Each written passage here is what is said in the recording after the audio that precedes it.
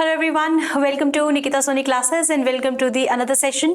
आज के सेशन के अंदर मैं फिर से आपके लिए लेकर आई हूँ एक और मोस्ट अवेटेड आपका सेशन। जब मैंने आपका डीएवी पीजीटी का बनाया था आपका बायोलॉजी का सिलेबस, तो मुझे बहुत सारी वहाँ पर जो है नीचे कमेंट्स आए हैं, उसके बाद मुझे कॉल्स आई हैं कि एक बार आप केवीएस टीजीटी के बारे में भी ज़रूर बता दीजिए। इससे पहले हमने बात की है आपके केवीएस के अंदर जो आपका एग्जाम होने वाला है केवीएस एनवीएस का, वो टियर 1 है जो कि जनवरी में आपका होने वाला है। तो बहुत ही कम दिन बचे हैं आपके पास, उसकी तैयारी भी साथ साथ करते रहिएगा। इसके साथ अगर हम बात करते हैं टियर 2 की, तो वहां पर आपका जो इंपॉर्टेंट सिलेबस है वो ऑब्वियसली अगर आप साइंस के अंदर कर रहे हो तो आपकी साइंस किस तरीके से सिलेबस रहने वाला है, और अगर आप बायोलॉजी के अंदर कर रहे हैं तो मेन जो आपका डिस्क्रिप्टिव या ऑब्जेक्टिव पेपर रहने वाला है वो बायोलॉजी का रहने वाला है। तो दो पेपर जो है वो आपके यहाँ पर होने वाले हैं, एक है टियर 2 में, एक है आपका टीजीटी और एक है पीजीटी। तो पीजीटी में तो आपकी सिर्फ और सिर्फ बायो आने वाली है, लेकिन टीजीटी के अंदर क्या आने वाला है इस पे मुझे जो है वो कमेंट आया था। अभी रिसेंटली भी मुझे कमेंट आया, वीडियो बनाने से पहले भी मैंने रिसेंटली कमेंट देखा है कि जिसके अंदर आपको केवीएस टीजीटी के बारे में जानना है कि किस तरीके से आप टीजीटी की तैयारी करेंगे if you are preparing for it. Right. तो आज हम बात करेंगे सेशन के अंदर सिलेबस और उसका पैटर्न क्या रहने वाला है 2025 के अंदर। अगर आप चैनल पर मेरे नए हैं तो चैनल को सब्सक्राइब जरूर कर लीजिएगा और वीडियो को एंड तक जरूर देखिएगा। साथ ही में आपका ये जो चैनल है इसको सब्सक्राइब करने के साथ साथ आपको टेलीग्राम ग्रुप भी ज्वाइन करना है, ताकि ये जो हमारे सेशंस होते हैं ये आपको पीडीएफ फॉर्म में अवेलेबल हो जाए, और ये सारी की सारी चीजें आपको पीडीएफ फॉर्म में मिलती है ऑन आवर टेलीग्राम चैनल। उसका लिंक आपके डिस्क्रिप्शन बॉक्स के अंदर दिया होता है, इस वीडियो के नीचे जो डिस्क्रिप्शन है उसके अंदर भी आपको इसका लिंक जो है वो मिल जाएगा। इसके बाद बात करते हैं केवीएस के अंदर टियर 1 की तैयारी कैसे करें। तो सबसे पहले तो देखो, दिन बहुत कम बचे हैं, 10 या 15 दिन जब आपके पास बचे हो तो इसमें आप सिलेबस नहीं करते हैं, उसके अंदर आप प्रैक्टिस करते हैं क्वेश्चंस की। तो यहां पर आपको क्या करना है, आपको करना है क्वेश्चंस की प्रैक्टिस, राइट। और जितने क्वेश्चन सॉल्व करोगे उतना ज्यादा आपके लिए बेटर है। अब आ जाते हैं कि केवीएस 1 की तैयारी कैसे करेंगे। तो हम लेकर आए हैं आपके लिए केवीएस के टेस्ट सीरीज, जो कि टोटल मिलेंगे आपको 10 टेस्ट। ये जो टेस्ट है वो आपके 25 दिसंबर से शुरू हो रहे हैं। तो जिन भी लोगों ने हमारे पास एनरोल करके रखा है टेस्ट सीरीज के लिए, उनको मैं बता दूं कि आपका जो टेस्ट है वो आपको अवेलेबल होगा 25 दिसंबर को। तो 25 दिसंबर से कोशिश कीजिएगा कि आप अपने टेस्ट की तरफ देखने की कोशिश करें। उससे पहले शायद आपको वहां पर वो टेस्ट जो है वो ना दिखाई दे। दिस इज 25 दिसंबर 2025 से आपका ये टेस्ट सीरीज जो है वो शुरू हो रही है। टोटल टेस्ट आपके 10 है। जो आपका अमाउंट है वो है आपका 799, और ये 25 दिसंबर जब आपके टेस्ट सीरीज शुरू हो रही है तब तक ही आपको मिलेगा 799 का। इसके बाद इसके जो प्राइजेस है वो ऑटोमेटिकली, अगर आप एंड में टेस्ट सीरीज लेने की कोशिश करेंगे तो उसमें ऑब्वियसली जो प्राइस है वो आपका बढ़ जाएगा। अच्छी चीज ये है कि आप फटाफट से जाके इसमें एनरोल कर सकते हैं ताकि आपको बेनिफिट मिले, आप मोस्टली क्वेश्चंस को जो है वो सॉल्व कर सके। दूसरी इंपॉर्टेंट चीज जो है वो ये है, देखिए पटवारी का जो बैच है वो हमारा शुरू हो जाएगा 25 दिसंबर से। उससे पहले 25 दिसंबर तक आपकी जो ऑनलाइन फीस रहने वाली है वो 1900 है। इसके अंदर आपको क्या करना है, इसकी जो रजिस्ट्रेशन फीस है वो आपकी 100 रुपीज है। 100 रुपए देकर आप अपने डेमो लेक्चर्स को देख सकते हैं इसके अंदर, ठीक है। डेमो लेक्चर्स आपको फ्री है। 100 आपकी जो है वो इसके ऑनलाइन चार्जेस हैं रजिस्ट्रेशन के, आपको रजिस्टर करवाना है, और ये इसकी ऑनलाइन फीस है। ऑफलाइन फीस जो है वो 10,000 है, जिसके अंदर आपको जब आप ऑफलाइन आते हैं तो आपको ऑनलाइन ऑफलाइन दोनों का एक्सेस ऑब्वियसली मिलता है। साथ ही में ऑफलाइन आके आप 1-to-1 हमारे साथ इंटरेक्शन कर सकते हैं। यहाँ पर आपको जो मॉक है वो ऑब्वियसली जो है ऑफलाइन आकर आप उसे अटेंड कर सकते हैं। तो ऑनलाइन और ऑफलाइन में फर्क ये होता है कि ऑफलाइन में आके आप एक्सेस जो है आपके पास एक्सेसिबिलिटी बढ़ जाती है टुवर्ड्स योर कोर्सेज। तो मैं फिर से बता रही हूँ, ये जो प्राइस है ये सिर्फ 25 दिसंबर तक रहेगा। इसके बाद ये जो प्राइस है वो ऑटोमेटिकली बढ़ जाएगा। जो लोग मुझे पहले से जानते हैं they know that I always crave for and I always work for a better quality of results.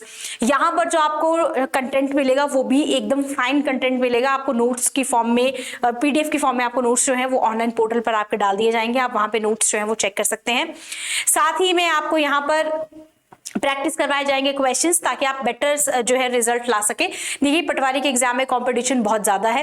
अब आपको लगेगा, देखो कुछ लोग ऐसे होते हैं जो सेल्फ स्टडी करना चाहते हैं, उसमें कोई बुराई नहीं है सेल्फ स्टडी करने के लिए। तो अगर आप में से कुछ लोग ऐसे हैं जो सेल्फ स्टडी करना चाहते हैं, उनके लिए भी मैं एक सेशन बना दूंगी कि अगर आपको सेल्फ स्टडी करना है तो आपको कैसे सेल्फ स्टडी करना है, क्या क्या चीजें हैं, क्या उसकी बुक्स है, क्या उसके जो है आपके प्रोसीजर रहता है, अगर आप चाहते हैं कि आप ऑफलाइन सेल्फ स्टडी से अपना पटवारी का एग्जाम निकाल दें। तो सेल्फ स्टडी करना कोई बुरी बात नहीं होती है, बात सिर्फ इतनी होती है कि यू नीड कंसिस्टेंसी। और जब हम किसी कोर्स के अंदर एनरोल होते हैं तो हमारे पास ना एक टास्क होता है डेली का कि हमें जाना है, क्लास लगानी है। और सबसे बड़ी बात तो ये होती है जब आप पे करते हैं, चाहे आप कुछ ही पे करते हैं, बट आपके पास फिर एक लायबिलिटी, आपके ऊपर एक प्रेशर होता है कि आपको जाना है, क्लास लगानी है, क्योंकि इन्वेस्ट किया है, राइट। तो ऐसा ये जो होते हैं ना, ये पॉजिटिव प्रेशर की तरह काम करते हैं आपके एग्जाम के लिए। सेल्फ स्टडी में कुछ लोग बहुत अच्छे होते हैं, लेकिन कुछ लोगों को ऐसा लगता है कि हमें जब तक प्रेशर नहीं होगा तब तक हम काम नहीं कर पाएंगे। This is called as a positive pressure. तो ये जरूरी होता है, कई बार आपको चीजें जो है वो इसमें हेल्प कर जाती है। और कभी भी कोई रास्ता अगर आप चुना है आपने और आप उस पर चलना चाहते हैं, तो you always need a mentor, right. तो अब मेंटर ऐसा जरूरी नहीं है कि आप एनरोल करके कर सकते हैं। देखिए मैं ऐसा नहीं कह रही हूँ, जिन लोगों को लगता है कि उनको एनरोल करना है वो कर लीजिए। जिनको एनरोल करना है 25 दिसंबर तक 1900 रुपए इसकी फीस है, उसके बाद ये बढ़ जाएगी। और कंटेंट के साथ कोई कॉम्प्रोमाइज नहीं होता है, ठीक है। क्वालिटी के साथ यहाँ कोई कॉम्प्रोमाइज नहीं होगा। आपको चीजें जो होंगी वो अप टू डेट ही बताई जाएंगी, आपके एग्जाम के हिसाब से चीजें बताई जाएंगी। और साथ ही में अगर कोई लोग सेल्फ स्टडी करना चाहते हैं तो मुझे कमेंट सेक्शन में जरूर बताइएगा आप में से कितने ऐसे लोग हैं जो चाहते हैं कि वो सेल्फ स्टडी करें, और कितने लोग चाहते हैं कि मैं इस वीडियो पर, इस सेशन पे भी बनाऊं, इस टॉपिक पे सेल्फ स्टडी के लिए, है ना। तो मुझे बता देना कितने लोग चाहते हैं कि सेल्फ स्टडी के ऊपर मैं आपको एक वीडियो बनाऊं। जितने ज्यादा लोग होंगे उतना ज्यादा बेनिफिट रहेगा, वरना एक दो लोगों के लिए तो वो तो मुझे कॉल करके भी पूछ सकते हैं। तो अगर मैक्सिमम कमेंट्स मुझे मिलेंगे कि हाँ हमें तैयारी करनी है, या जो भी आपकी क्वेरी है, जो भी आपका डाउट है, आप कमेंट सेक्शन में लिख सकते हैं। मैं डेफिनेटली कोशिश करूंगी कि मैं आपका रिप्लाई जो है वो कर सकूं, राइट। तो चलिए शुरू करते हैं। केवीएस टीजीटी साइंस का सिलेबस जो है 2025 के लिए वो क्या रहने वाला है। सबसे पहली बात तो ये है, सबसे पहला सवाल होता है कि पेपर कैसा होगा। पेपर होगा OMR बेस्ड, यानी पेन पेपर लेकर आपको जाना है, पेन लेकर जाना है आपको, वहां पर OMR शीट दी जाएगी, आपको उसे फिल करना है। 100 ऑब्जेक्टिव क्वेश्चंस आपको दिखाई देंगे वहां पर, ठीक है। 100 क्वेश्चंस है for a total marks of 300, यानी कि एक क्वेश्चन जो है वो आपके पेपर के अंदर 3 नंबर का होगा, 3 मार्क्स का है। So this is the main point, right. एक क्वेश्चन 3 नंबर का है, 100 ऑब्जेक्टिव क्वेश्चंस आपके होंगे। There is a negative. अब नेक्स्ट क्वेश्चन है, क्या नेगेटिव मार्किंग है? बिल्कुल है, नेगेटिव मार्किंग है। 1 नंबर जो है will be deducted for each incorrect answer. तो जब आप एक इनकरेक्ट देंगे तो वहां पर 1 नंबर जो है वो आपका कट जाएगा। तो यहाँ पर ये कुछ सब्जेक्ट्स हैं आपके जो आपको प्रिपेयर करने हैं फॉर टीयर 1 के लिए। आपके पास जनरल रीजनिंग है, न्यूमेरिक एबिलिटी है, बेसिक कंप्यूटर लिटरेसी है, जनरल नॉलेज है, English competency, language competency test है, इंग्लिश है, और एक दूसरा आपका अदर इंडियन लैंग्वेज जो है वो भी आपकी होगी उसके अंदर। नंबर ऑफ क्वेश्चंस 20 20 20 20, 10 आपको इंग्लिश और हिंदी से आ सकते हैं।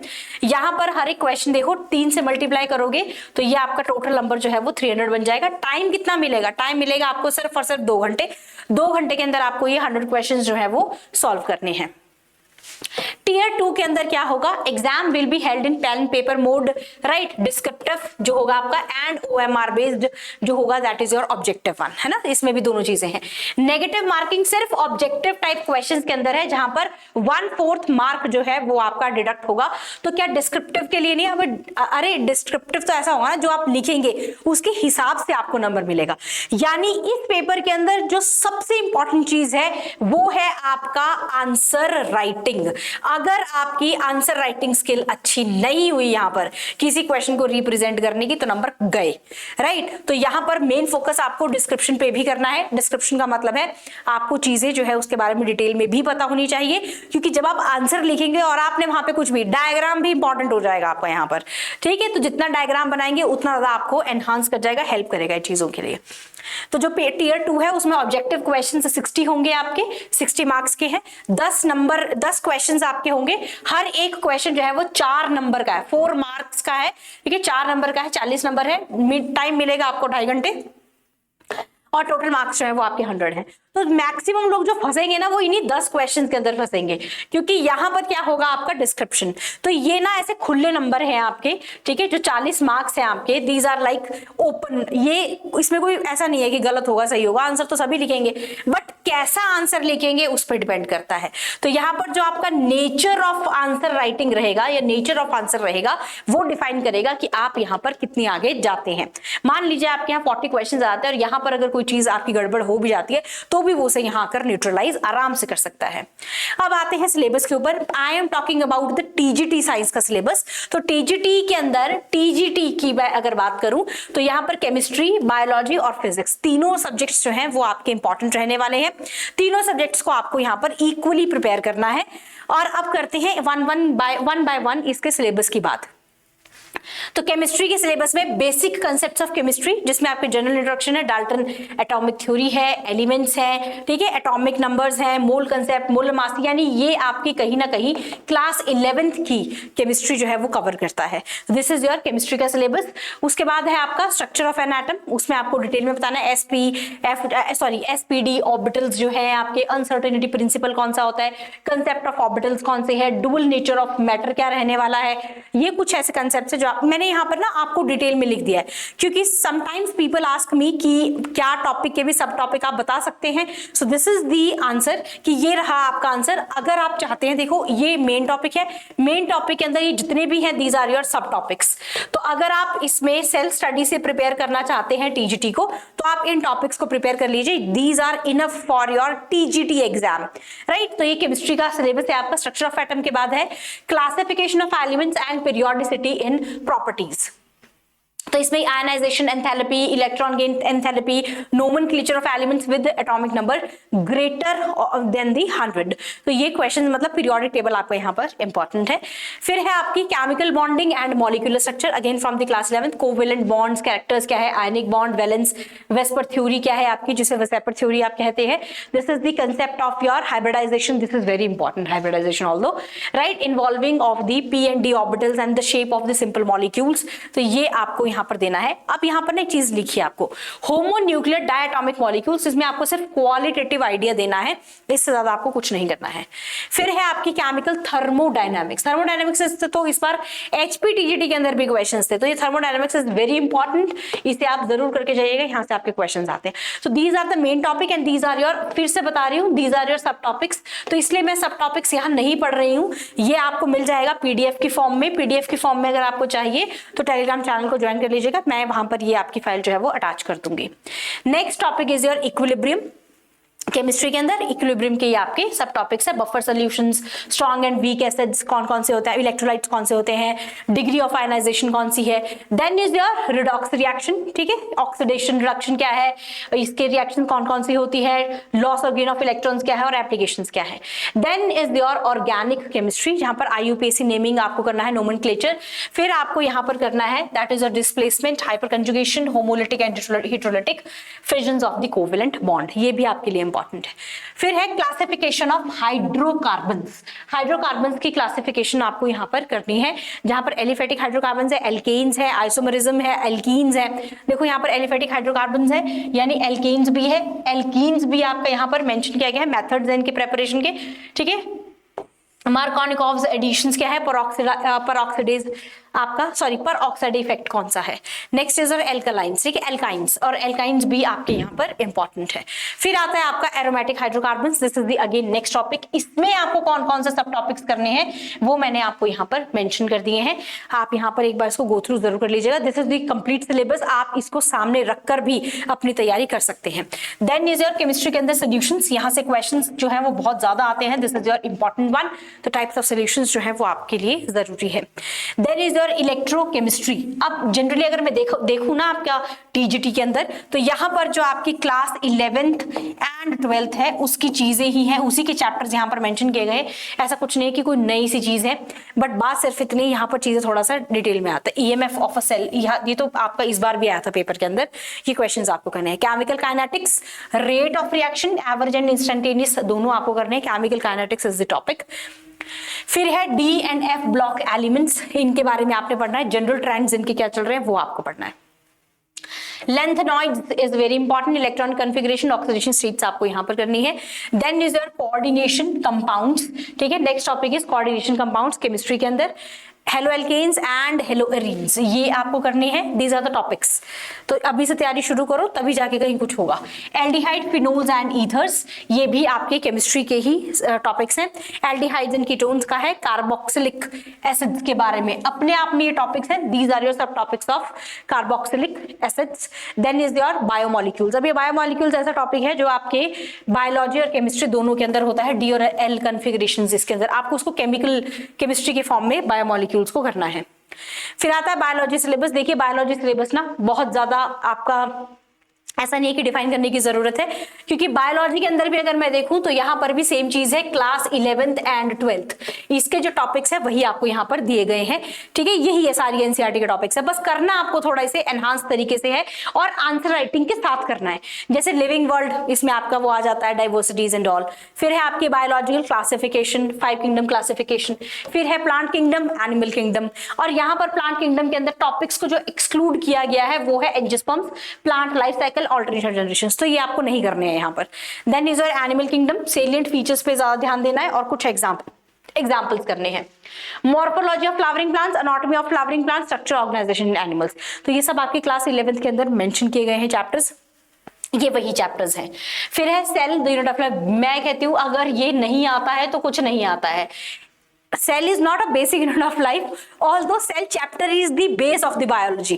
अगर आपको ये वाला chapter in depth, in detail नहीं आता है ना, तो आपके लिए बायोलॉजी करना जो है वो थोड़ा नहीं बहुत ज्यादा मुश्किल हो जाएगा, क्योंकि बड़ी सारी चीजें ऐसी है इसके अंदर जो आपके बायोलॉजी के अंदर बार बार रिपीट होती हैं, और फिर अगर आपके वही चीजें क्लियर नहीं होगी, ये चीजें क्लियर नहीं होंगी, तो ये जब वहां कहीं और प्रेजेंट होगी तो आपको समझ ही नहीं आएगा। जैसे मैं एक एग्जाम्पल देती हूँ आपको, कि अगर आपको पता हो कि स्मूथ एंडोप्लाज्मिक रेटिकुलम का काम क्या होता है, तो आपको पता होगा कि ये लीवर में सबसे ज्यादा क्यों प्रेजेंट होते हैं, why the SCRs are most abundant in liver, तभी पता होगा अगर आपको ये पता होगा कि यहाँ पर स्मूथ एंडोप्लाज्मिक रेटिकुलम करता क्या है।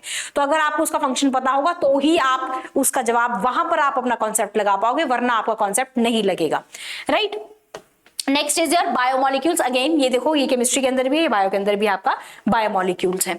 Next is your photosynthesis and hormones, the most important topic है, राइट। बहुत ज्यादा क्वेश्चंस आपको यहाँ से आते हैं। This is your KVS। यहाँ पर ऐसा नहीं होगा कि एक से पूछे दूसरे से नहीं पूछेंगे, वो अच्छा खासा पेपर आपका बनाएंगे और वो अच्छे से तसल्ली से आपको जो है वो तसल्ली करा के पेपर से बाहर भेजेंगे, तो तुम्हें लगे कि हाँ हमने पेपर दिया है। This is called as respiration in plants. और फिर है प्लांट ग्रोथ एंड डेवलपमेंट, ठीक है। यहाँ पर PGRs, ग्रोथ हार्मोन्स जो है वो आपके यहाँ पर इंपॉर्टेंट है। Breathing and exchange of gases, यानी ये ह्यूमंस के अंदर जो है दिस इज द रेस्पिरेशन वाला पार्ट, ये आपको यहाँ से करना है। और डिसऑर्डर्स पे यहाँ से ज्यादा क्वेश्चंस आते हैं।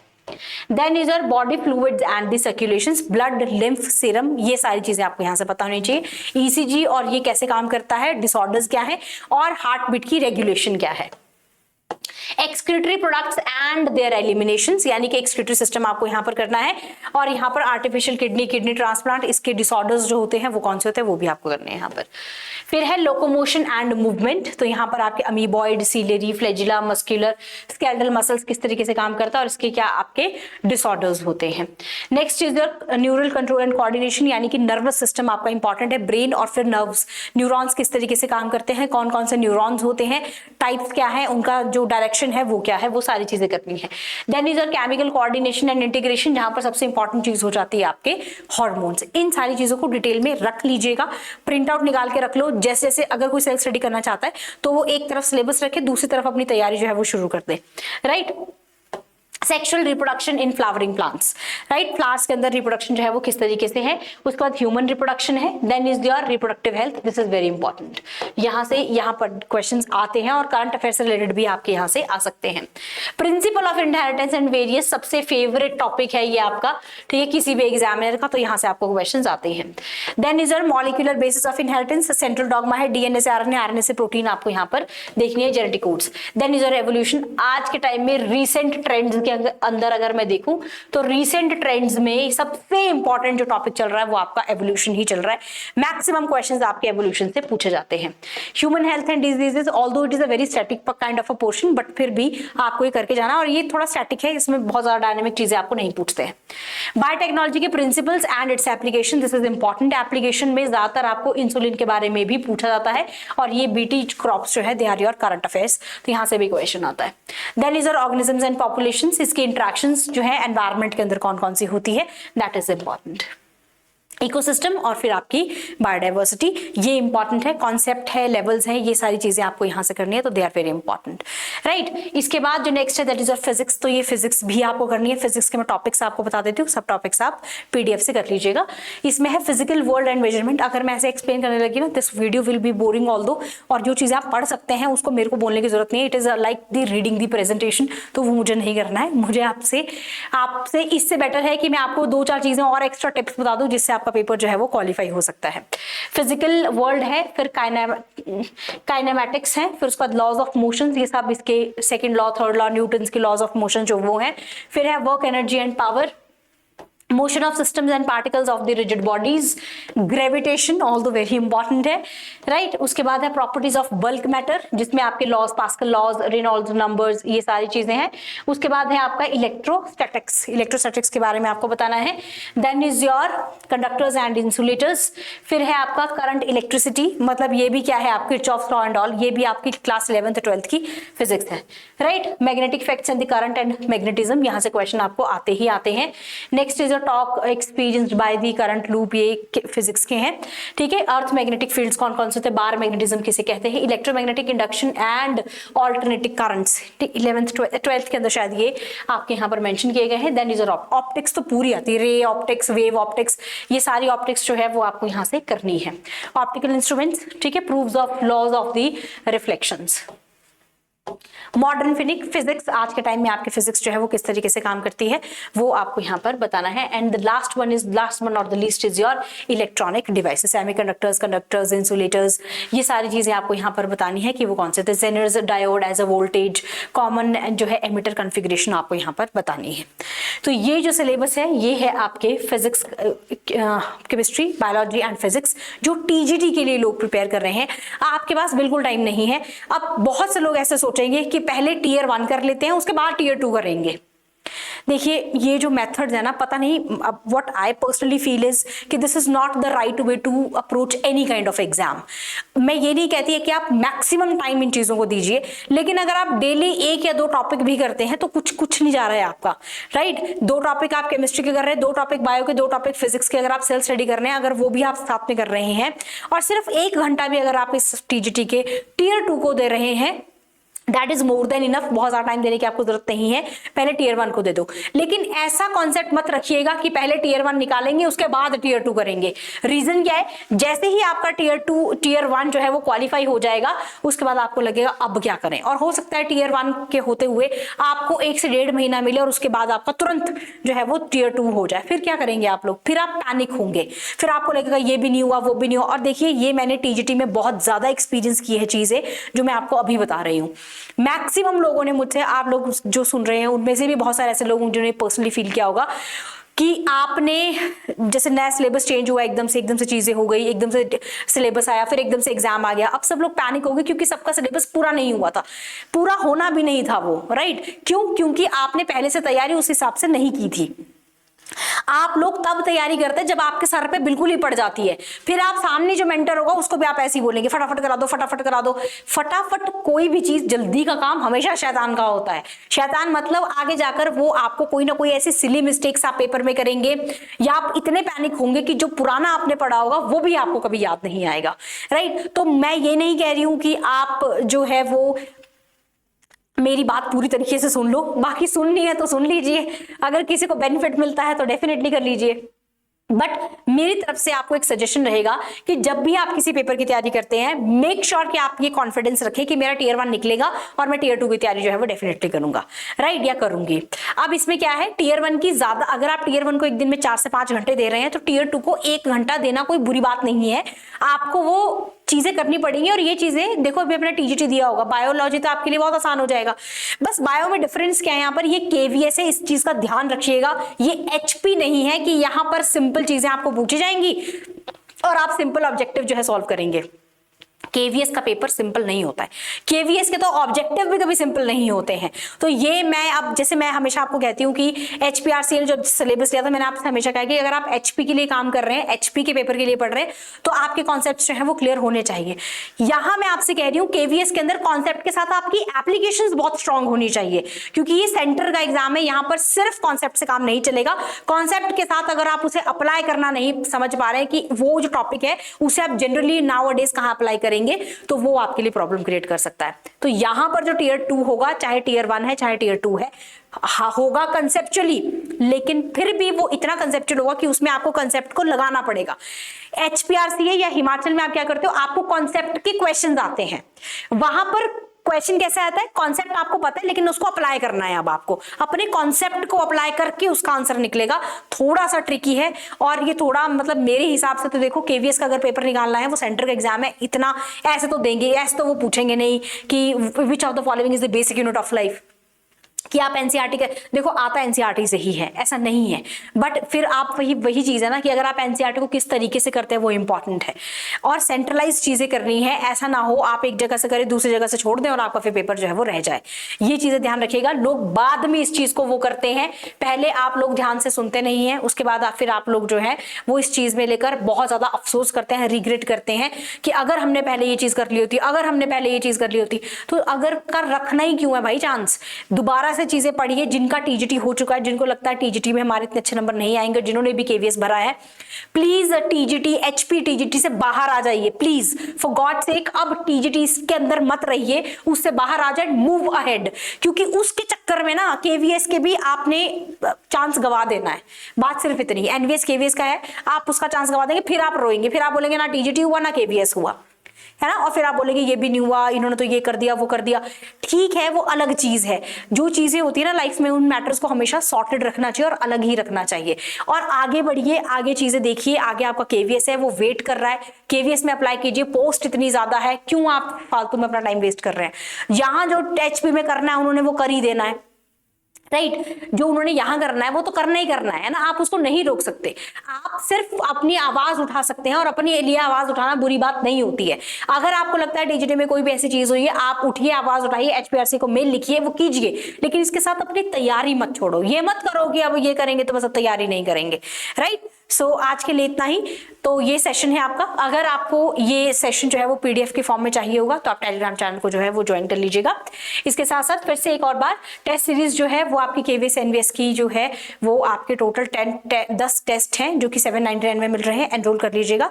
अगर आपको नहीं पता लग रहा है तो आप स्क्रीन पर आपके जो डिस्क्रिप्शन बॉक्स के अंदर नंबर दिया गया है उस पर भी आप कॉल कर सकते हैं। This is the test series, जल्दी से एनरोल कर लीजिए ताकि अब वो गलती ना हो जो आपकी एचपी टीजीटी के अंदर हो चुकी है, राइट। बाकी मैं फिर से लेकर आऊंगी एक अलग सेशन जहां पे हम आपसे स्ट्रैटेजी की बात करेंगे कि आपने किस तरीके से इसको जो है वो अप्रोच करना है, राइट। अगर आपको कोई और डाउट है, कोई और क्वेरी है, कोई और आप चाहते हैं कि किसी और चीज की इन्फॉर्मेशन मैं आपको दूं तो उसके बारे में भी मुझे कमेंट करके जरूर बताइएगा। वीडियो कैसी लगी उसके बारे में भी बता दीजिएगा और लाइक करना सेशन को मत भूलिएगा। तब तक के लिए bye bye everyone, take care, bye.